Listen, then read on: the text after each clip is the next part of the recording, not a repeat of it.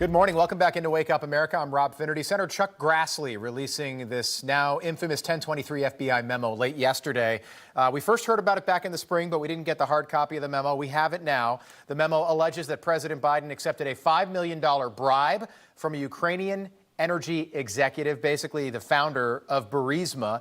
If true, the memo makes it clear that President Biden could be compromised when it comes to Ukraine. Apparently, both he and Hunter accepted $5 million bribes. Joining us now for more on what this means, former acting U.S. Attorney General Matthew Whitaker on a Friday morning. Good to see you, sir. How are you? Hey, good morning, Rob. Good to be with you today. Great to have you back. I'm wondering what you make of this memo. First, you've been there, you know this stuff. Do you think it's legit? Well, first of all, kudos to my home state senator, Chuck Grassley. I mean, I think this was, purposeful cover-up by the FBI, not of something that was secret or classified, but of something that was inconvenient and embarrassing for them. Because if you look at this memo, it's outlined some very serious allegations, including, potential crimes committed by the Biden family, including the President of the United States, Joe Biden, while he was vice president. It outlines that millions of dollars, up to $10 million, were transferred to the Biden family in order to change U.S. policy, including the firing of Victor Shokin, the prosecutor who was investigating Burisma. And the real problem is, if you're following what John Solomon's reporting, is that these allegations were actually investigated that were contained in this 1023.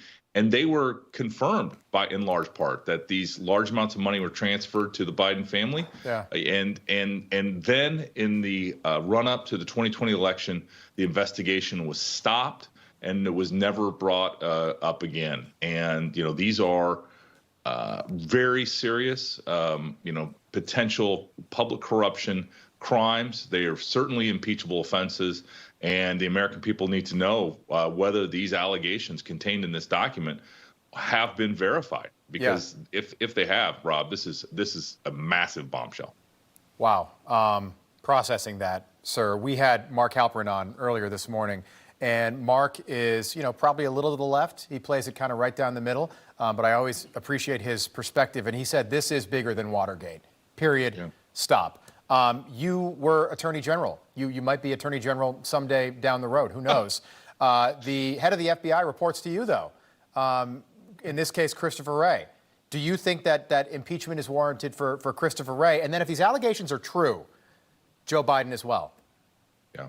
So what we don't know and what we immediately need to determine, and Congress has to start bringing witnesses immediately to testify to these matters, is how much of this was verified, and go line by line through this, understand exactly where the money was coming from, and even if necessary, bring these witnesses who are named in this 1023 to Congress and have them explain what, again, they're going to have to build the case, because the American people deserve to have this run to ground. We need to follow regular order.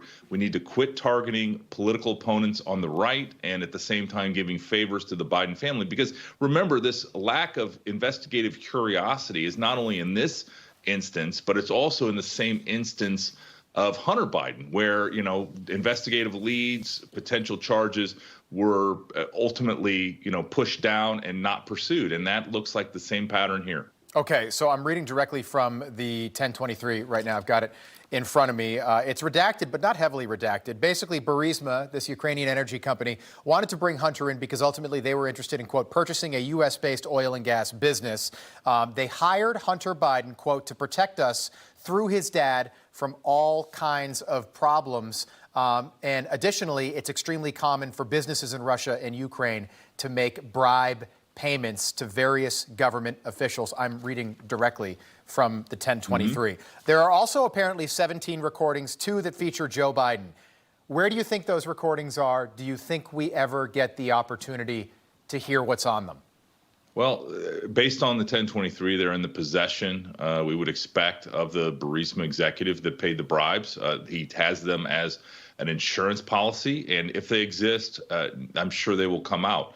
At the end of the day, we've invested a lot of money into this Ukraine war, and Joe Biden has been the one who has been the largest sponsor of that. And we have to ask if it's because of this relationship. And so many of the current administration's policies have been pro-China, pro-Ukraine, and we need to know whether or not that's because they were on the take. Yeah. If they were being paid by those countries. And I'm with you, by the way, I'm glad that it was Chuck Grassley, because he's somebody that is popular on both sides of the aisle. He's been in the Senate for 40 years now. Matthew Whitaker, we appreciate you being with us this morning. Have a great weekend. Thank you. All right. Thanks, Rob. You too.